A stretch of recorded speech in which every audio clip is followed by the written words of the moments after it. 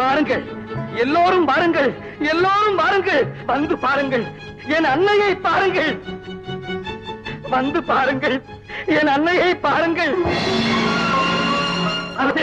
பார்த்தீர்களா அமைச்சரே, நீங்களும் பாருங்கள், அனைவரும் பாருங்கள், காற்றிலே அசைந்தாலும் என் அன்னையின் கரும் கூந்தலை பாருங்கள். பூசாரி, குற்றத்தை புரிந்து விட்டதல்லாது அதை மறைக்க பொய்யை புகன்று இப்போது பித்து பிடித்தவர் போல் ஏதேதோ பிதற்றுகின்றேன். நானா பிதற்றுகிறேன்? அரசே, நன்றாக பாருங்கள். கோலாகலமாக வைத்திருக்கும் அன்னை பரமேஸ்வரியை பாருங்கள். தங்கள் கண் முன்னால் கழிப்புடன் அமர்ந்திருக்கும் அன்னையின் கரு கூந்தலை பாருங்கள். இன்னுமா தெரியவில்லை? இருப்பதை இல்லை என்று சொல்லும் உங்களுக்கு தான் பித்து பிடித்து விட்டது. நீங்கள் தான் பிதற்றுகின்றீர்கள். கைப்பூசாரி, வீணாக விதண்டாவாதம் செய்து விபரீதத்திற்கு ஆளாகாதே. மரியாதையாக உண்மையை கூறிவிடு. அமைச்சரே, உண்மையை பேசுவதோ பேச வைப்பதோ பெரிதல்ல, அதை நம்ப வைப்பதுதான் கடினம். நிறுத்து. அமைச்சருக்கு அறிவு புகட்டுகின்றாயா? இல்லை இல்லை, நான் பார்ப்பதை உங்களால் பார்க்க முடியவில்லையே என்றுதான் தவியாய் தவிக்கிறேன். பூசாரி, நாங்கள் ஒன்றும் குருடர்கள் அல்ல. எங்களுக்கும் கண்கள் இருக்கின்றன. வெறும் கண்கள் இருந்தால் மட்டும் போதாது, அன்னையின் அருளும் வேண்டும். உங்களுடைய ஊனக்கண்களால் உமையவளை காண முடியவில்லை என்றால் உண்மை பொய்யாகி விடுமா என்ன? அப்படி என்றால் நீர் ஞானக்கண்ணோடு தான் அன்னையை பார்க்கின்றீரோ? அமைச்சரே, அதில் சந்தேகம் வேறா? ஏய், இவனுடைய ஊனக்கண்களை ஈட்டியால் குத்தி அழித்து விடுங்கள். அமைச்சரே, என் நிலையில் உள்ள ஒருவனுக்கு தீர்ப்பளிக்க கண்ணும் காதும் மட்டும் போதாது, பண்பும் பக்தியும் தேவை. அரசே, ஒருவன் முன்னோக்கி விரைந்து வந்து தாண்டி குதிக்க வேண்டும் என்றால் சற்று பின்னோக்கி போகத்தான் வேண்டும். இப்போது அதே நிலைதான் எனக்கும். உங்கள் அறியாமைக்காக உண்மையை பலியிட பார்க்கின்றீர்களே, நன்றாக சிந்தித்து செயலாற்றுங்கள். அன்பினால் காண வேண்டியதை ஹிம்சையால் காண முயல்கின்றீர்களே, அதற்காக நான் அனுதாபப்படுகின்றேன். குத்துங்கள் அவன் கண்களை.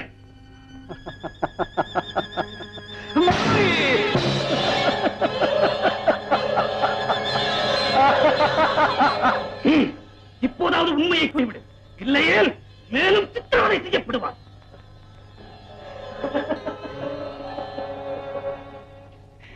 அறியாமை உள்ளம் படைத்தவர்களுக்கு இதை விட வேறு என்ன தெரியும்?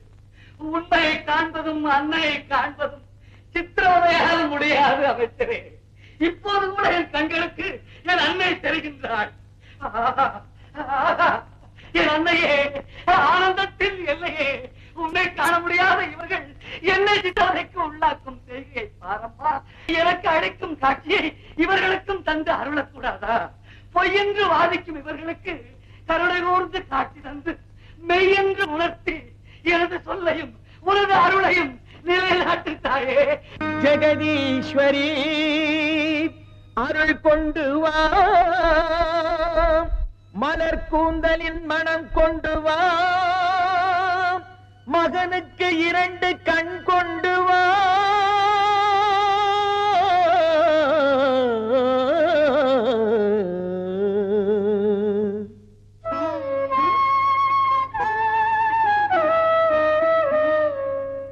உன்னைத்தான் பார்த்தேன் கண்களிலே,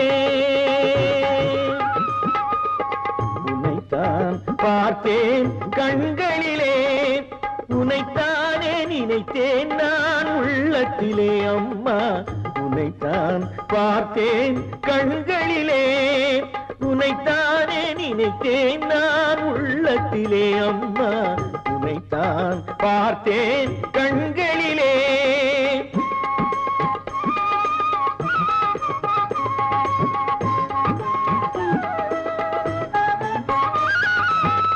கார்த்திகை பிறை போலே பூமுகம் கண்டேன், கால்வரை விளையாடும் உங்களை கண்டேன். சாத்திய மாலை உனக்கில்லையோ அம்மா, சாத்திய மாலை உனக்கில்லையோ அம்மா. தாயே, சம்பவம் நினைவில்லையோ, தாயே, சம்பவம் நினைவில்லையோ. பார்த்தேன் கண்களிலே.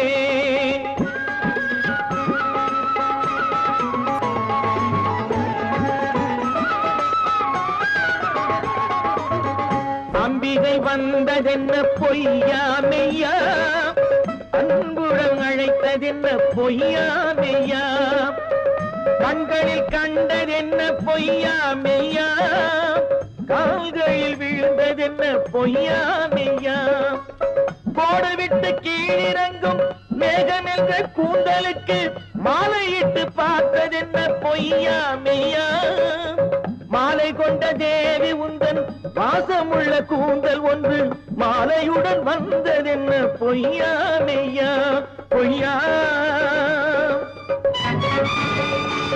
மெய்யா, பொய்யா மெய்யா.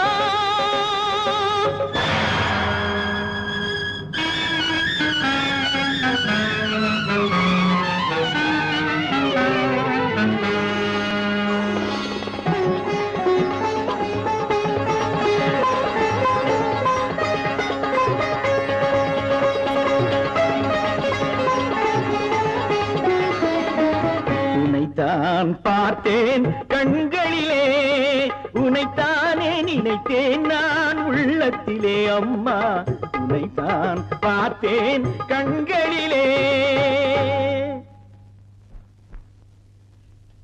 அன்னையே, என் ஒருவனுக்காக அனைவருக்கும் காட்சி தந்த அருளிய அகிலாண்ட ஈஸ்வரியே, எத்தனை குற்றங்கள் புரிந்தாலும் ஐயோ மகனே நீ தீய வழியில் செல்கின்றாயே என்று வேதனைப்படுகின்ற உள்ளம் உன் ஒருத்திக்குத்தான் உண்டு என்பதை உலகமறிய செய்த உமாதேவியே, சமயத்துக்கு வந்து உதவிய சமயபுர தாயே, என்னே உன் பெருமை, என்னே உன் மகிமை. அரசே, அன்னையை கண்டீர்களா? அழகபாரத்தை பார்த்தீர்களா? ஆனந்தம் எய்தினீர்களா?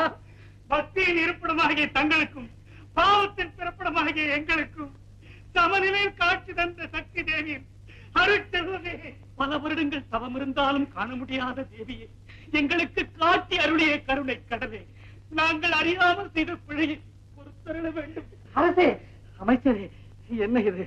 நம் அனைவரையுமே அன்னை ஆட்கொண்டு விட்டார். முதுகு வளைந்து கொடுத்தால் பாரத்தை சுமக்கலாம், மனம் வளைந்து கொடுத்தால் பக்தியை சுமக்கலாம். சக்தி தேவியை உள்ள தூய்மையோடு யார் துதித்தாலும் கோரியதை கொடுப்பாள், தீரா துயரையும் தீர்த்து வைப்பாள். பக்தர்களுக்காக அவள் செய்த திருவிளையாடலை எத்தனை முறை கூறினாலும் திகட்டவே திகட்டார். எல்லையற்ற அவள் மகிமையை நான் எடுத்து கூறுகிறேன், அத தூய்மையோடு கேளுங்கள். அண்டி மண்டலத்தில் சக்தியின் பக்தராக தேவிதாசர் என்று ஒருவர் இருந்தார். உன் நாமத்தையே உணவாக கொண்டு எழுத்தறிவித்து பிழைக்கும் இவ்வேளை இனி எவ்வாறு ஓய்வேன்? ஏடும் எழுத்தாடியும் பிடித்து பிழைக்கும் புலவர் யாவரும் இந்நாட்டின் ஆஸ்தான புலவருக்கு ஆண்டு ஒன்றுக்கு 50 பொற்காசுகளை வரியாக செலுத்த வேண்டும். வரி செலுத்தவும் வகையில்லை, ஆஸ்தான புலவரை வெல்லவும் துணிவில்லை. இந்நிலையில் ஒன்று, இந்நாட்டை துறக்க வேண்டும், இன்றேல் இவ்வுயிரை துறக்க வேண்டும். இதில் எது உனது விருப்பமோ நீயே எனக்கு உணர்த்த வேண்டும். தாயே, நீயே எனக்கு உணர்த்த வேண்டும். மீனாட்சி அம்மையே, நீயே கதி, நீயே கதி.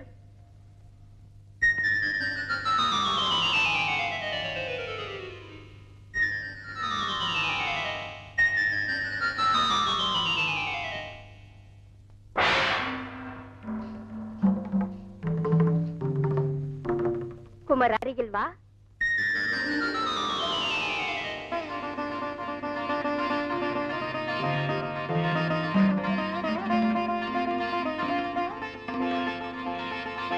என்ன தாயே? குமரா, நீ சென்று தேவிதாசனின் குருகுலத்தில் சேர்ந்து பாண்டிய மன்னனின் ஆஸ்தான புலவனான வித்வஜன கோலாகலன் என்னும் கொடியவனின் அகம்பாவத்தை அடக்கி தேவிதாசனின் தமிழ் புலமையை ஓங்கச் செய்து திருவருள் புரிந்து திரும்புவாயாக. அவ்வாறே அண்ணே.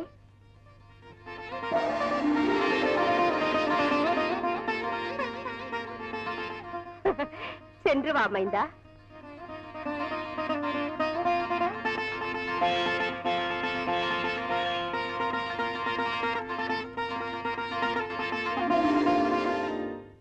உங்கள் அனைவருக்கும் நல்வழியை கற்றுக் கொடுத்து இப்படி செய் அப்படி செய்யன அறிவுரை வழங்குபவள் அன்னை.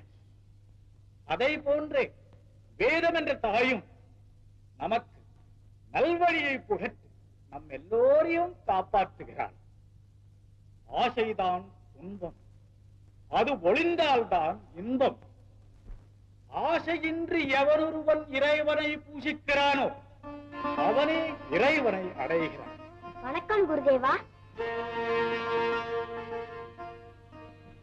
யாரப்பனே? என் பெயர் முருகன், ஊர் திருப்பரங்குன்றம். தாய் பெயர் மீனாட்சி, தந்தை பெயர் சொக்கநாதன். ஆஹா, எத்துணை பொருத்தமான பெயர்கள். இத்துணை காலம் குருகுல வாசமே இல்லாமல் காலத்தை கடத்திவிட்ட என்னை என் அன்னை தங்கள் பெருமையையும் புலமையையும் கூறி தங்களிடம் அனுப்பி வைத்தாள். ஆனால் காணிக்கை ஏதும் கொடுத்து அனுப்பவில்லை. கல்விக்கு காணிக்கை, அதை கற்பதுதான் முருகா. ஆமா, கையில ஏதோ சுவடி வைத்திருக்கிறாயே, அது என்ன சுவடி அப்பா? நானே சுயமாக கற்றதை ஏதோ எனக்கு தெரிந்த அளவில் எழுதி வைத்திருக்கிறேன். அப்படியா? எங்க இப்படி கொடு பார்க்கலாம்.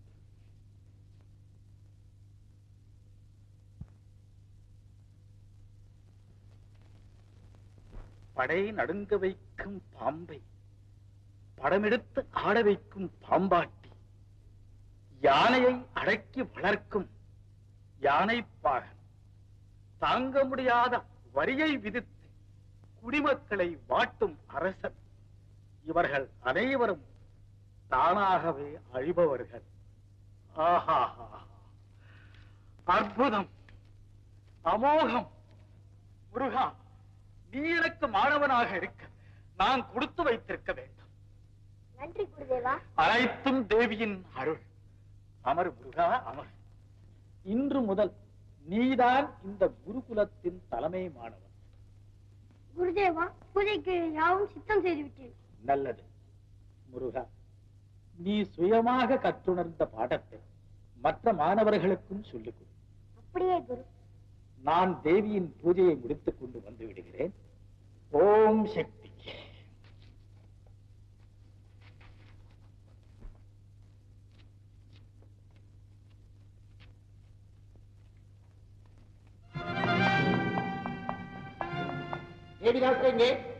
எதற்காக கேட்கின்றீர்? நீ யாரை கேட்பதற்கு? நானா? நீ யாரை தேடி வந்தாயோ அவருடைய தலைமை மாணவன் நான். ஓஹோ, அப்படியா? உனது குரு எமது ஆஸ்தான புலவருக்கு வரி செலுத்த வேண்டும். புலவருக்கு வரியா? அது எதற்காக? எங்கள் புலவர் சகல பண்டிதருக்கும் தலைமையானவர், புலமை மிகுந்தவர். ஆதலால் ஏடும் எழுத்தாணியும் பிடித்து எழுத்தால் பிழைக்கும் அத்தனை பண்டிதர்களும் எமது புலவருக்கு வரி செலுத்தியாக வேண்டும். ஓஹோ, கல்விக்கும் வரியா?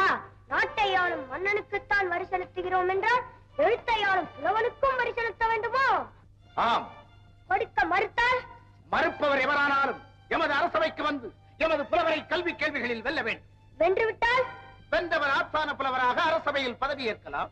நன்று, நாளையே யாம் அரசவைக்கு வருவோம். உங்கள் ஆத்தான புலவரை வெல்லுவோம். நீயா நீயா எமது ஆஸ்தான புலவரை எதிர்த்து வெல்ல போகிறாய்? ஆம், எங்கள் குருநாதரோடு சமமாக அமர்ந்து வாதாட உங்கள் ஆத்தான புலவருக்கு என்ன தகுதி இருக்கிறது? அவர் முதலில் எம்மை வெல்லட்டும். முருகா, ஆஸ்தான புலவரை அவமதிக்காது. அது அரசையே அவமதித்தது போலாகும். குருதேவா, தாங்கள் வணங்கும் தேவி மீதானே என்னை தடுக்காது. இனி நீ செல்லலாம். மீண்டும் சந்திப்பு நாளை அரசவையில்.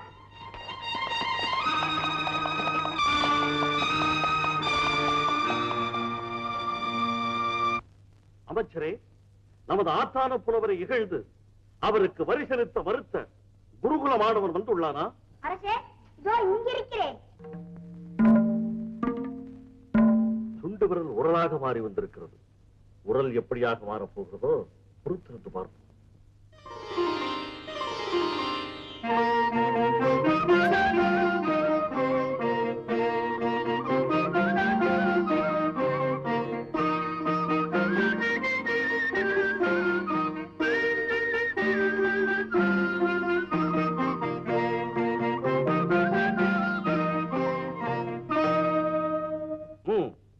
ஆரம்பமாகலாமே.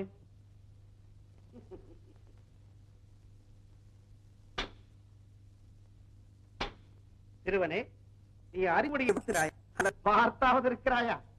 உனக்கு எழுத்து கூட்ட தெரியுமா? உன் பெயரை பிழையில்லாமல் எழுதுவையா? ஓய் முதியவரே, உமக்கு தெரியாததை எமக்கும் தெரியாதென நினையாது. சிறுவன் பெரியவன் என்ற பேதத்துக்கே இங்கு இடமில்லை. புலமை அறிவை பொறுத்தது, வயதை பொறுத்ததல்ல. உம்மால் முடிந்தால் கேள்வி கணைகளை தொடுத்து எம்மை வீழ்த்துங்கள். இன்றே இங்கிருந்து ஓடுங்கள். எழுத்திலே வல்லமை படைத்த எம்மை வெல்லும் துணிவு உனக்கு எவ்விதம் வந்தது? உன்னை வெல்லலாம், தன்னை வென்றவன் எவனும் உன்னை வெல்லலாம். மன்னனாயினும் கவிதை மன்னனாயினும் அவன் மாறி நிற்கும் சிறுவனிடம் பணிவதும் உண்டு. தன்னை வென்றவன் எவனும் உன்னை வெல்லலாம்.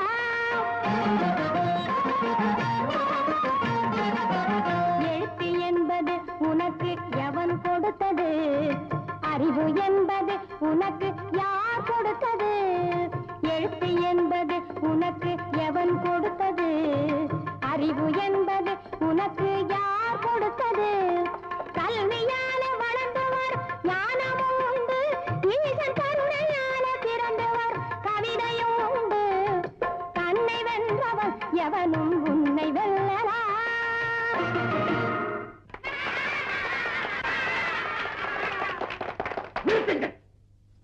சிறுவனே, கவிதைக்கு சொற்கள் முக்கியமா, பொருள் முக்கியமா? பெரியவனே, புகழ்கிறேன் கேள். சொல்லின் உடலுக்குள் பொருள் என்னும் உயிரை தொகுப்பது கவியாகும். பொருள் இல்லை என்றால், வெறும் சொல் மட்டும் இருந்தால், பொருள் இல்லை என்றால் வெறும் சொல் மட்டும் இருந்தால் இறந்தவன் உடலாகும், இறந்தவன் உடலாகும்.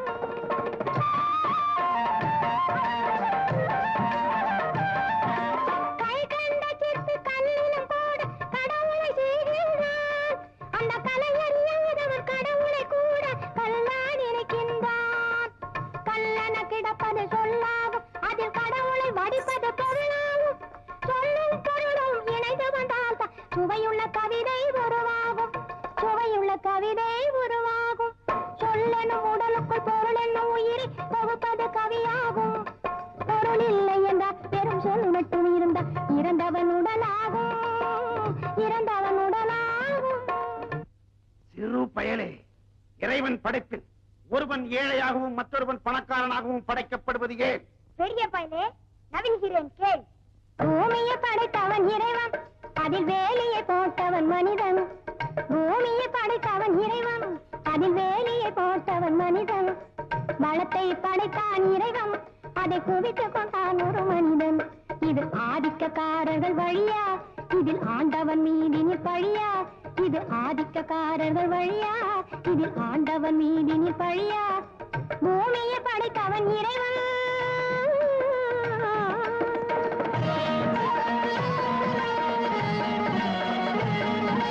சாதிக்கும் மனிதன் பொறுப்பு, ஏற்ற தாழ்வுக்கும் மனிதன் பொறுப்பு. சாதிக்கும் மனிதன் பொறுப்பு, ஏற்ற தாழ்வுக்கும் மனிதன் பொறுப்பு. இது கடவுளின் பங்கு கருப்பு, என்று கனல் போல் எரியுது நெருப்பு. அந்த நெருப்பின் நிறந்தான் சிவப்பு, இதை கேட்டது உனக்கு திகைப்பு. அரசே, இப்போது நான் கேட்கப் போகும் கேள்வியால் பயன் பஞ்சாய் பறந்தோடப் போகிறான்.